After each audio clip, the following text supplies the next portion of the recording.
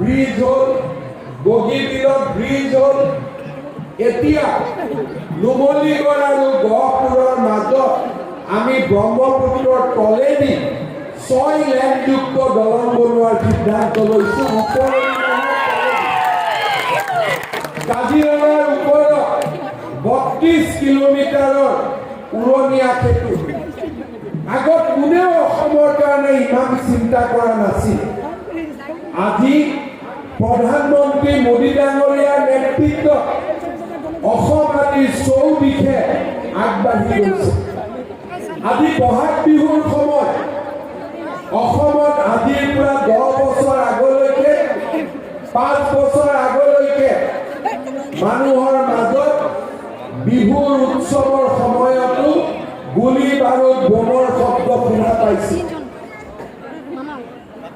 মাতৃৰ বুকু খুদা হৈছিলে হত্যা হিংসা গুলি বাৰুদ অসমৰ আকাশখন ধুৱলি কুঁৱলী কৰি ৰাখিছিলে মোদী ডাঙৰীয়াৰ নেতৃত্বত বড়ো চুক্তি হ'ল কাৰ্বি চুক্তি হ'ল আদিবাসী চুক্তি হ'ল আজি আৰু কোনো মাতৃয়ে বহাগ বিহুৰ দিনাখন বুকু খুদা কৰি সন্তানৰ কাৰণে কান্দিব নালাগে পৰিৱেশ সলনি হ'ল এতিয়া বন্দুকৰ শব্দত বহাগ বিহু নাহে কুলি কেতেকীৰ মিঠা মাতত আজি আমাৰ অসমত বহাগ বিহু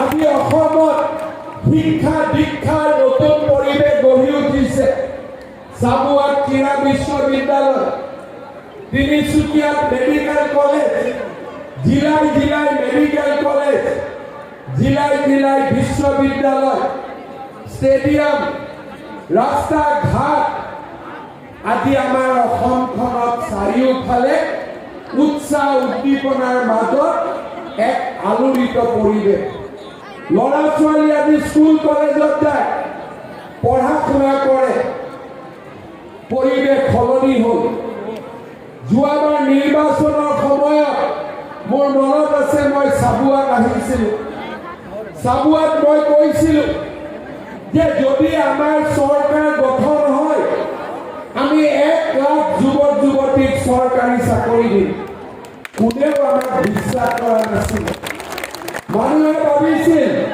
1 লাখ চাকৰি কেনেকৈ হ'ব আৰু 1 লাখ চাকৰি হয় যদিও দুখীয়া ল'ৰা ছোৱালীয়ে চাকৰি নাপায় কোনোবা মানুহে টকা পইচা দি চাকৰি ল'ব আজি মই আপোনালোকক গৌৰৱেৰে ক'ব পাৰোঁ যে আমাৰ চৰকাৰৰ দিনত 1 লাখ ল'ৰা ছোৱালীয়ে চৰকাৰী চাকৰি পালে কোনো এটা দালালেও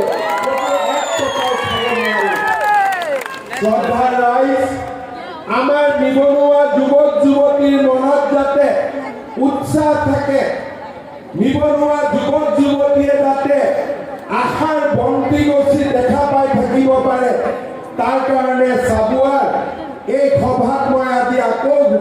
কৰিছোঁ যে অহা বছৰৰ ভিতৰত আমি আৰু 50,000 চৰকাৰী চাকৰি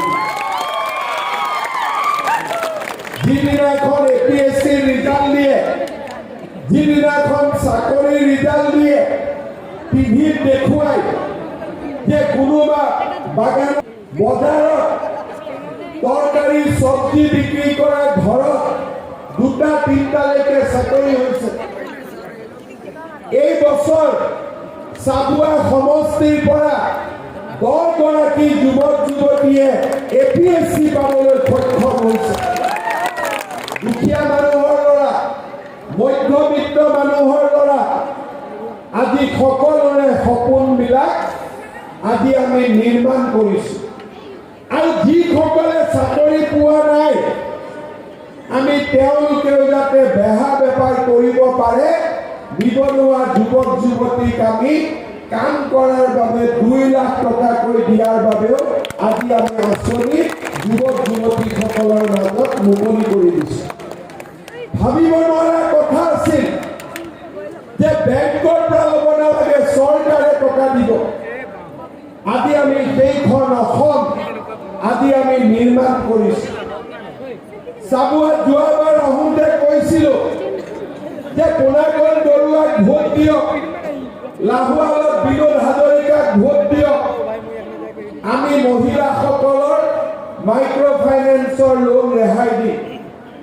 প্ৰথমতে লোন ঘূৰাই দিয়াসকলক, 1-2টা কিস্তি দিব নোৱাৰাসকলক, আৰু যোৱা বছৰ 25,000 টকালৈকে লোন থকা সকলৰ হাতত আমি NOC তুলি দিম। এই বছৰ আমি 50,000 টকালৈকে লোন থকা মহিলাসকলৰ হাতত আমি NOC তুলি দিম। মানুহে বিশ্বাস কৰা নাছিল। যোৱা বছৰ এই সময়ত মাইক্ৰ' ফাইনেন্সৰ লোন লৈ মহিলাসকলৰ মাজত বাইদেউ হওক, আৰু মোদী ডাঙৰীয়াই বিনা পইচাৰ চাউল দিছে, উজ্বলা গেছ দিছে, প্ৰধানমন্ত্ৰী আৱাস যোজনাৰ ঘৰ দিছে, আৰু আমাৰ ফালৰ পৰা ছোৱালীজনীৰ পঢ়াৰ দায়িত্ব আমিয়েই লওঁ। আজি আমাৰ চাবুৱা সমষ্টিত বহুত মানুহ আছে যোনে এতিয়ালৈকে প্ৰধানমন্ত্ৰী আৱাস যোজনাৰ ঘৰ পোৱা নাই। এইবাৰ আমি জিঅ' টেগিংটো আকৌ এবাৰ খুলি দিম, যাতে আৱাস যোজনাৰ যিসকলে ঘৰ পোৱা নাই তেওঁলোকেও যাতে আকৌ এবাৰ আবেদন কৰিব। শ্ৰদ্ধাৰ ৰাইজ, অসমখনক সৰ্বাংগ সুন্দৰ কৰাৰ কাৰণে আমি প্ৰচেষ্টা লৈ আছোঁ। আজি অসমখন শান্তিত পৰিণত হ'ল, অসমখন সুন্দৰ হ'ল, আন্দোলন বিবৰ্জিত এটা পৰিৱেশ হ'ল। আমি আজি ইয়াতে আহিছোঁ বিহুৰ আগত, মনৰ আনন্দত, মনৰ ফূৰ্তি। কিন্তু কিছুমান মানুহ আছে যোনে এতিয়াও অসমখন আন্দোলনমুখী কৰি ৰাখিব খোজে। আপোনালোকৰ মনত আছে কা আন্দোলন হৈছিল অসমত, চাবুৱাতো হৈছিলে, উজনি অসমতো হৈছিলে। কিয় হৈছিলে? অখিল গগৈ, লুৰিণজ্যোতি গগৈ এইবিলাকে আমাক কৈছিলে যে 2 কোটি বাংলাদেশী অসমলৈ আহিব। মই তেতিয়া কৈছিলোঁ যে 2 কোটি মানুহ আহিব, কিমান ট্ৰাক লাগিব? ইমান ট্ৰাকৰটো প্ৰডাকশ্যনে আজিলৈকে হোৱা নাই। বোলে নহয় নহয়, 2 কোটি মানুহ ৰখি আছে। ক'ত ৰখি আছে? বোলে একদম ট্ৰাকত উঠি ৰখি আছে।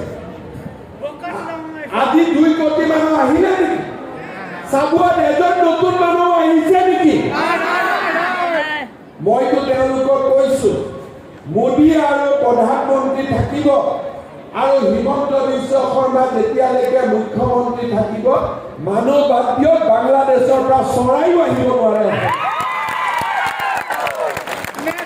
আজি তেওঁলোকে মানুহক দেখুৱাব নোৱাৰিব।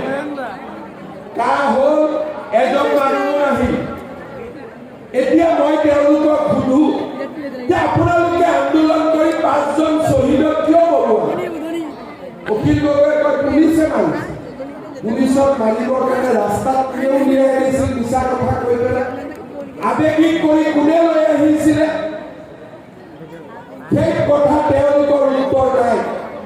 ইলেকশ্যনৰ পিছত লুৰিণজ্যোতি গগৈ, অখিল গগৈ উত্তৰ দিব লাগিব যে আপোনালোকে মিছা কথা কৈ 5জন শ্বহীদক কিয় আপোনালোকে মৃত্যুলৈকে আগুৱাই দিছিল। শ্ৰদ্ধাৰ ৰাইজ, অসমীয়া এনেকে নহয়।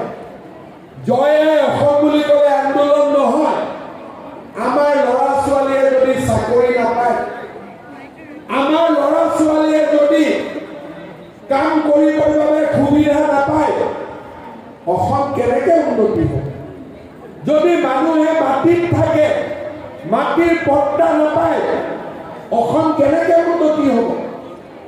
আজি যদি চাহ বাগিচাত শ্ৰমিকে মজুৰি কৰে আৰু মজুৰিৰ টকা নাপায়, অসম কেনেকৈ উন্নতি হ'ব? আন্দোলন কৰিলে অসম উন্নতি নহয়। আজি ল'ৰা ছোৱালীয়ে পঢ়িব লাগিব, ডাক্তৰ ইঞ্জিনিয়াৰ হ'ব লাগিব।